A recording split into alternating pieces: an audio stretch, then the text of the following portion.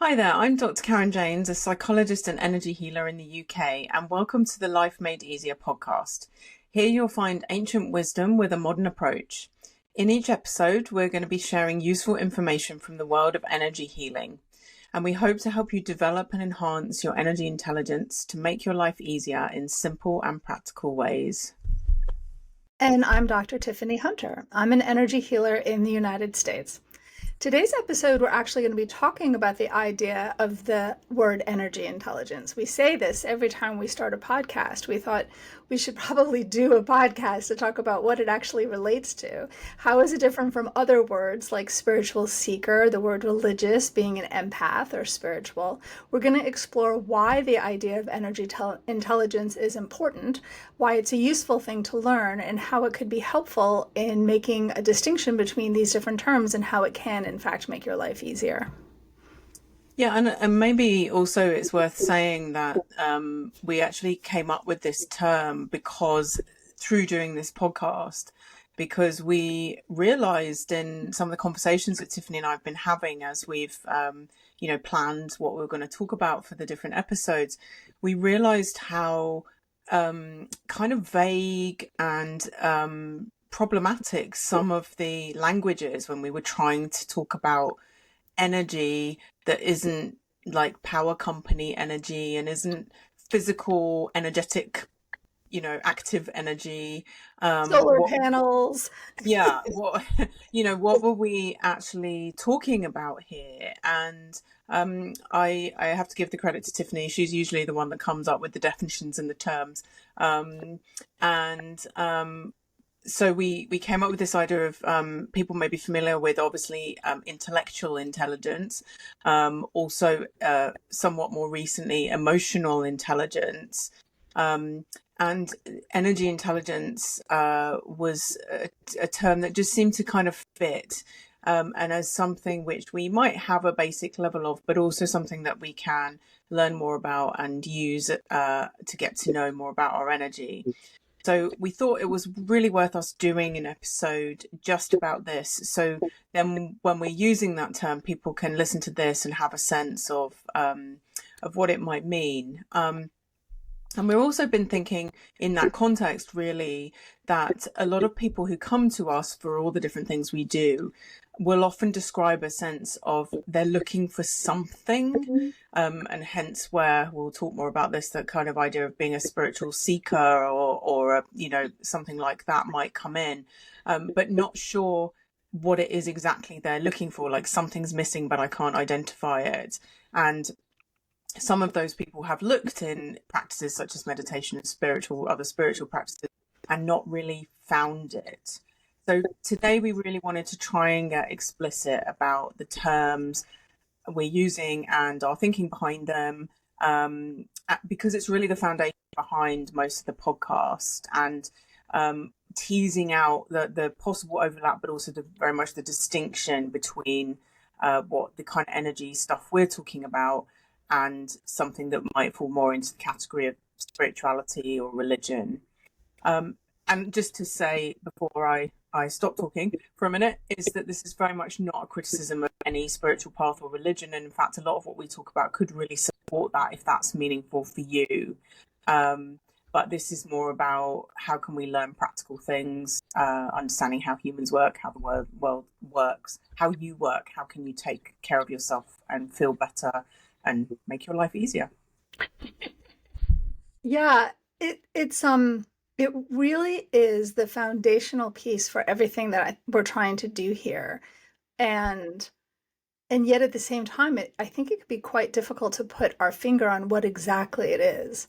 It's almost the interconnected tissue between everything else. It's almost the negative space between everything else, right? It's almost the underlining understanding and information that informs everything else. I was thinking about, when we were talking about it, one of the images or ideas that came to us was in parallel that we learn how to take care of our bodies. And we learn, for example, that we need to do cardio and why we need to do cardio exercise. And we have an understanding of that. But then every individual person gets to go out and decide for themselves whether or not they want to become a runner, or they'd like to go on the elliptical machine, or go swimming, or go on the rowing machine. And there's this, when you're doing those exercises, every person in their mind has an agreed upon theoretical model of body, health, cardiovascular system, what is required to take care of those things. And then each individual person has been able to take that theoretical model and decide for themselves how they want to apply it. And I liked that analogy for us, because I feel that if we've done our jobs well, if we're doing our jobs well, then we're giving people the information and the theoretical model to increase the energy intelligence. And if we're all having an understanding of that, then each individual person can go out and decide for themselves how they want to apply that information. Right. Yeah. And I think, tied into that was also something that we, without having thought about it necessarily in this way, often end up talking about with people, is that neglected part of our self-care or our understanding of ourselves. Sometimes it's completely unknown to people. Sometimes it's sort of vaguely known about, but not really regarded, or it may be actively dismissed or denied. And we see it in healthcare as a whole, that certainly in the UK where I'm based, there's this real sense that our health service, as wonderful it is in lots of ways, it divides people up into these different sections. And every so often it's like you want a doctor who can just look at the whole of you and consider how your different systems and parts of your body interconnect and work together or aren't working together. And I think with our energy body, our energy anatomy, that's even harder, because it is less tangible. It doesn't have physical, it kind of has a physical location, and that's something we will talk more about, I'm sure, and have talked a bit about already, but it's not the same as, you can't dissect a body and go, okay, there's the heart, there's the lungs, there's the bones, there's the whatever. You can't do that with the energy anatomy and go, oh, there's someone's chakra, that is someone's aura, this is, we can't do that. So I think that does make it both harder to put language to and understand, but also harder for us to trust our experience of it and learn about it. Yes, although I will say we can't do it yet. I think we're getting closer and closer. And closer, yeah. Fingers crossed. Fingers crossed. I think the meridian line system as well, in particular, they've gosh, I'm gonna get it in the neck if I say this out loud, but I'm gonna risk it. I think it's Kevin Becker, that created the mechanism to be able to register the meridian lines, the acupuncture points. Wow. Yeah. So if I've got that wrong, I'm sure people will tell us.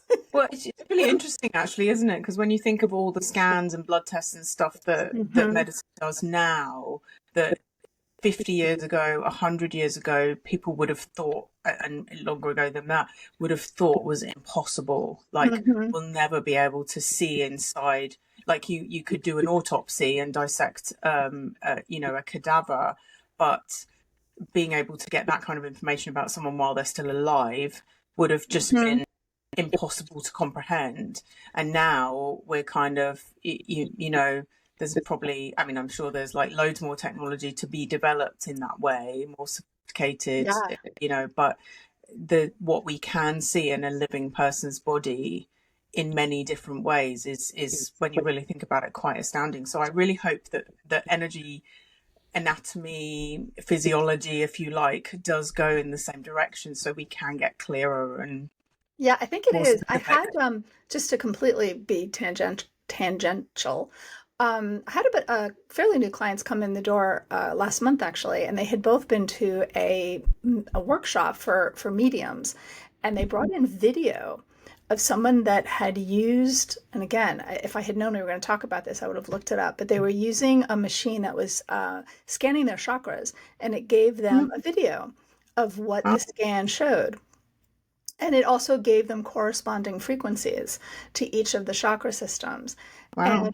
And we went through it together, and it was really interesting because my beef with the my beef with what I saw in the video was with the conclusions that they were drawing, not Right. necessarily with the relative information between the chakras. So what I mean by that is that they were showing a visual imagery of how the Hmm. chakras were registering with the machine, and they were and the each one was showing a different intensity, different frequency, different Hmm. intensity. And that was my experience as well when I worked on them. That each of those, that this chakra was not as strong, the chakra was more balanced, the chakra was healthier, and it did show up that way on the video. But then the person that was doing it came to all kinds of conclusions about their karma and their spiritual path based on that information. And it was at that point that I started to have Mm. to get uncomfortable with the conclusions that we're drawing. But I thought it was a really interesting first baby step into this world of being able to take an X-ray of a chakra system. Wow, yeah, I guess with all those kind of like with all the again with all the medical tests, I mean, like if you or I looked at an ultrasound scan, we'd probably be like, I don't really know what I'm looking at. I mean, people who have, ultrasounds of their when they're pregnant are like, is that a Yeah. baby? Okay. Um, so I guess it sounds like there's a long way to go in terms of how do we make sense of the information that that machine is picking up. And I guess, again, like, you'd kind of ideally need a big research project that would try and match up those things. Okay, when someone's throat Hmm. chakra looks like this, what are we seeing in all the people whose throat chakras look like this that can help us to draw a conclusion about that that would be Yeah. reasonably reliable? Yeah. Um, yeah, It's very interesting. difficult to do though, because it's very difficult to establish external validity. If I'm going to create a thermometer, it's very easy to show that my new thermometer works well because I can compare its measurements to Hmm. all the existing thermometers. But if I'm Hmm. doing that for the chakra system, the meridian line system, the astral body, how to compare what am I comparing it to show that my results. And anyway, we are way off on a tangent. Okay, I think where we are was that it's hard. It is the in between bits in between. And I think even our example that we used with the cardio, to your point, is a very specific slice of the body. And I think that's how Hmm. so many people are looking at it. As you say, like when you go to the hospital, you see a specialist. And I think that, to your point, the difference between that and what we're trying to do with the energy intelligence is that the energetic information that we're talking about, and the reason I think of it as almost the the negative space in between everything, or maybe even the energetic fascia, if you like, is because it connects everything, Mm. right? It's the thing that makes you understand what's happening in your body and in your relationships and in the environment around you. It's the thing that connects everything. And without an understanding of how energy works in the environment, in my body, in my interactions, um, it's very difficult to navigate any of those things. And that's my ability to do that. The strength of my energy intelligence is really based on both the theoretical model of information that I have, again, how am I conceptualizing how energy works in the world, and then also my skill and practice in feeling it and navigating it and changing it when I need to. And I think the way that we're thinking of it, of energy intelligence, is that it's a combination of those two things put together. Well, listening to what you were saying there, it really made me think about how absolutely, again, in medicine, there is value in almost trying to pull things apart first. And then when we get a bit more knowledge and information, understanding about an individual system, then we can start thinking about how they intersect. And it reminds me of one of the podcast episodes we did. I forget which one it was, but we were talking about how really we experience energy in the world in quite a physical way in our bodies. Like our body is in part the kind of sensory organ through which we experience energy. And I think one of the things we're trying to do in helping people develop their energy intelligence is in separating out or learning to identify, perhaps would be a better way of putting it, when I feel a sensation in my body, I mean, because the same is true of our emotions, maybe a bit less so our thoughts, but to a degree our thoughts, we tend to have a physical sensation when we have an emotion, and we, to some extent, depending on the person, can identify the difference between I feel a lump in my throat because I'm really upset about something and I'm trying not to cry, and I feel a lump in my throat because there's actually a physical lump there that I need to go to the doctor and get investigated, or I swallowed a piece of food that's still kind of sitting there. And we've learned to distinguish the difference. That churning in my stomach, is that hunger? Is that an upset stomach? Is that something my intuition is telling me? Is it anxiety? And depending on which of those things is causing that sensation, which to a degree might be a quite similar sensation, or certainly in the same ballpark, will very much determine what do I do about it. If it's because I'm hungry, I just go eat something. Assuming I'm in a position to be able to do that. If I'm feeling anxious, so maybe I need to talk to somebody or attend to something, or do something to soothe myself. It may be that I'm picking something up in my environment that is something I need to worry about. That might not be something I can physically see.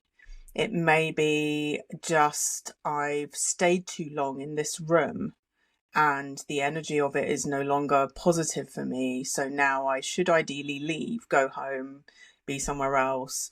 And unless we include this missing aspect of knowledge, awareness about ourselves, about other people, about the world, we can't, with any reliability, start to learn to distinguish those sensations. And what our mind tends to do is seek an explanation. So our mind will go, oh, that must be because I had too many cups of coffee earlier and now I'm over caffeinated and it's making me jittery. That must be what it is. Or I didn't sleep very well last night. When actually, and that might be true. And there may also be something happening around you, or that, that's affecting your energy system that needs attending to. So I think some of it is that value in being able to understand that extra part of yourself, and gradually learn to, just in the way you did with your emotions, learn to distinguish better what is going on here. What is that sensation that's showing up in my body telling me? Yeah, that's a beautiful example of what we're talking about, because you really detail so elegantly the need to have a theoretical model of how energy works, how energy is working in the environment, how energy works through me, how energy interacts with all those things, as well as some practice and some skill of differentiating sensations in my body and interpreting them. Having enough built up library of experiences and enough practice interpreting them to be able to match them against that theoretical model. Like they need to go hand in hand. And then through that, the intelligence increases and we can take care of yourself. And we didn't make this connection earlier, but the next step in that conversation is really, and that's when you're able to take care of your energy health. Right? Yeah, absolutely. Yeah. Yeah. And I feel like historically people have been perhaps pushed to look in the more, let's call it the kind of realm of spirituality and perhaps religion, because they've had this sense of there's something I can't explain, and I'm not finding that information anywhere else. And I'm having experiences and sensations in my body that I have a sense I should be paying attention to, might need some attention. And I maybe also have a sense of like, I don't really think that's an emotion. I don't really think that's a purely physiological sensation. What is that? Is that, there's some other part of me that I've been missing somewhere. And I think, again, really want to take pains to stress that this isn't about saying, exploring spirituality or having a spiritual or religious practice is a bad thing at all. But it's like looking for, trying to light matches in the bath. It's like, kind of, let's understand these things, these parts of us. And then I think the more we understand ourselves, the deeper something like our spiritual practice or our religious practice, if we have one and if we want one, can then be. Just like your spiritual practice will be improved if you're nourishing your body well and you're getting enough sleep and you're, tending to your important needs. But if we keep looking in the wrong place, we're going to be confused and disappointed, and we might end up neglecting that spiritual or religious path that would have been right for us, because we were it got mixed up with something else that then didn't feel like. Everything ends up being not very satisfactory. Mm-hmm. I think you've identified something that we've talked about often, which is the blending of spiritual practice with energy health, and Yeah. our desire to uncouple that. That Mm-hmm. energy health should be put back very much into the realm of healthcare, and allow Yeah. spiritual practice to be spiritual practice and healthcare to be healthcare. And that, a few decades ago, coupling the mind and the body together was a radical hippie idea. And now it's just considered normal. And now Mm-hmm. putting the energy into the mind and the body and putting the three of them together is really where we need to be heading. But I think Mm-hmm. you're right. I mean, that I think is a really interesting thing to put together. I think because the question we've always said is, how did this happen? How did this muddle happen? But I think you've really identified it. It's really been in our modern culture, at least our modern culture.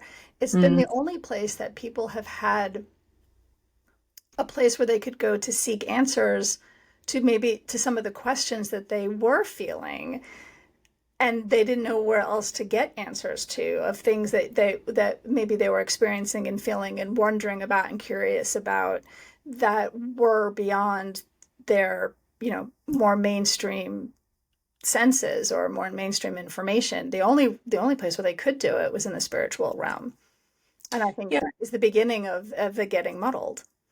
And now you make me think about how those things, the areas where those things do overlap, because I mean, it depends on the particular spiritual path you're interested in or exploring, but there may be elements to that that are energetic, and parts of our energy awareness, our energy body, that we might use to tune into them better. Like for an example comes to mind is people who might see, I forget what the name of it is, but who see a kind of spirituality, a kind of consciousness in all nature. So you will be better able to tune into that. Now, different paths will describe that in different ways. And some will not, will consider it more important than others. Other people will be focusing on different things, but we will better be able to tune into, whether we call that God or the spirit of an animal or the spirit of the land, or however we're conceptualizing that, thinking about that. We will better be able to tune into that and be aware of it and connect with it if we are exercising our energetic muscles and able to interpret information that comes in clearly. And the other part that you said that really got me thinking was how often my clients, and I'm certain this is true of you, I might ask them, how do you feel about that when they tell me something? And the answer will be a long sentence of all the things, the thoughts they have about it. And there can be real value for people in learning to work out what's a feeling, what's an emotion, and what's a thought. Generally, thoughts are happening in our heads and emotions are happening in our bodies. We feel an emotion. And again, the two are very interconnected, and we perhaps can't ever 100% separate them because they're always affecting the other. And having some understanding of that distinction can really help people navigate their lives. And I think this may be almost like another step on from that. Okay, so we've got to grips with, I have a physical body, I have thoughts that go through my head, I have emotions I feel in my body, and then what's this other sensation that I'm tuning into, or sensations that are telling me something about my own energy system, other people's energy systems, how we're interacting, and what's happening in the energy of the world around me. Yeah. I mean, I've had the privilege of living in two very different environments in regard to this context. For 20 years, I was in the Bay Area in California, which is a very liberal area, and many, if not most, I'd say most, if not the vast majority of my clients would have identified either as being more secular, or if they did have a spiritual practice, they would have described themselves as spiritual, not religious.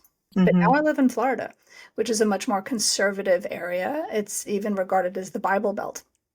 And I have many clients now who are coming who would describe themselves, and again, the vast majority of them would describe themselves as Christians of one ilk or another, whether or not that's Baptist or Methodist. And I have been here for a few years, about 3 years, and have started giving Reiki attunements and Reiki classes and having these conversations. And it is exactly the same experiences on both sides of the country.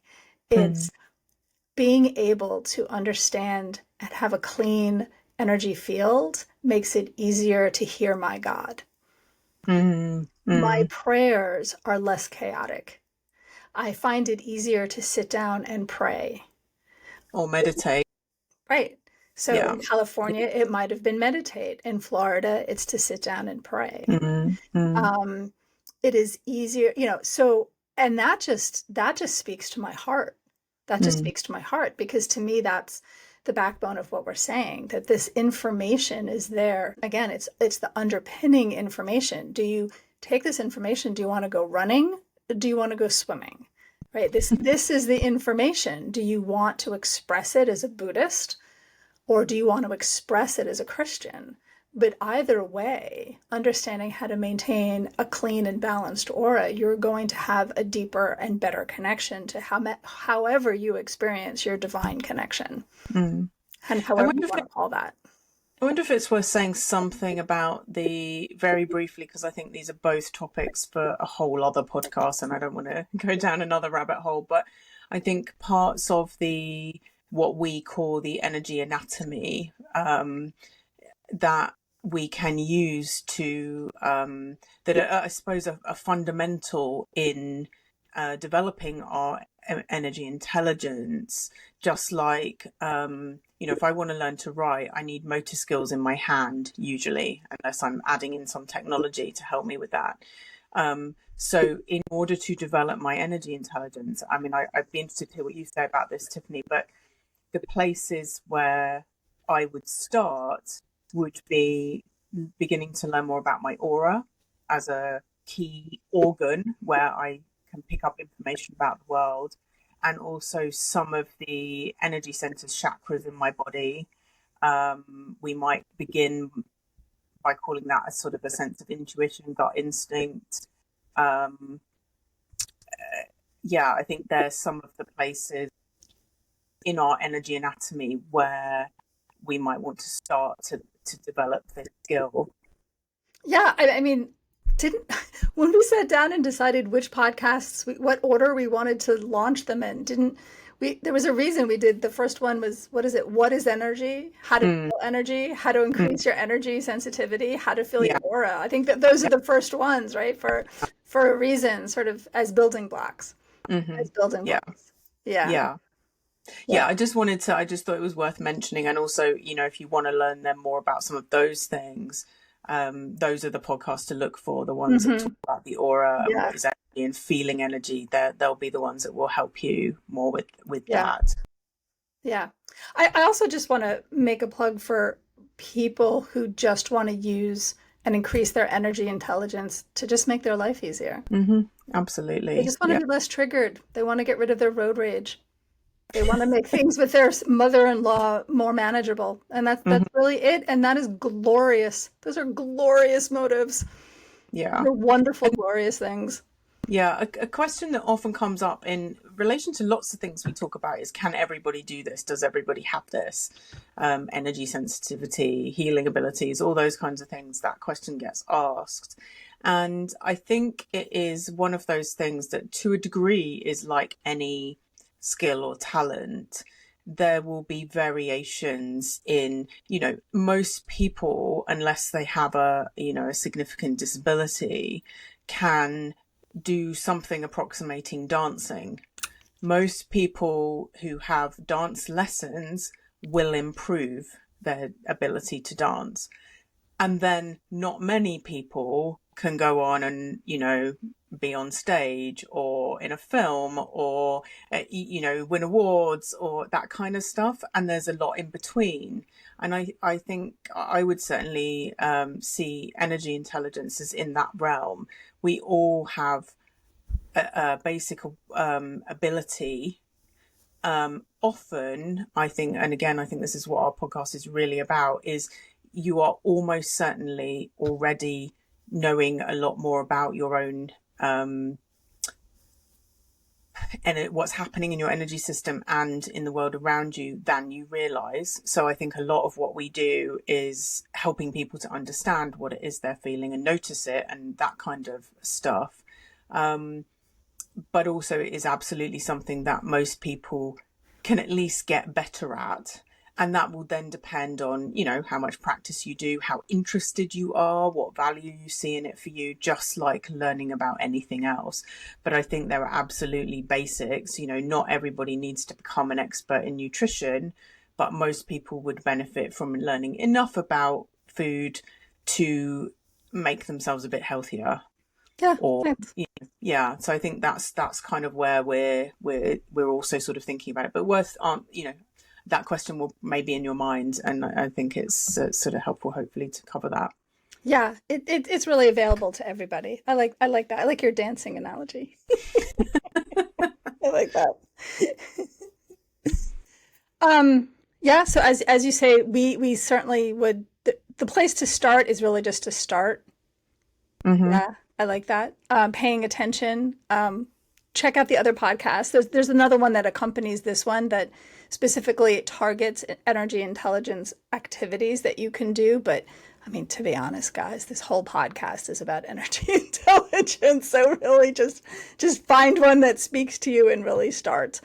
But hopefully we've given you an idea of what we mean when we use that word. Every time we introduce the podcast, we use that word. So hopefully we've given you a better idea about what it means.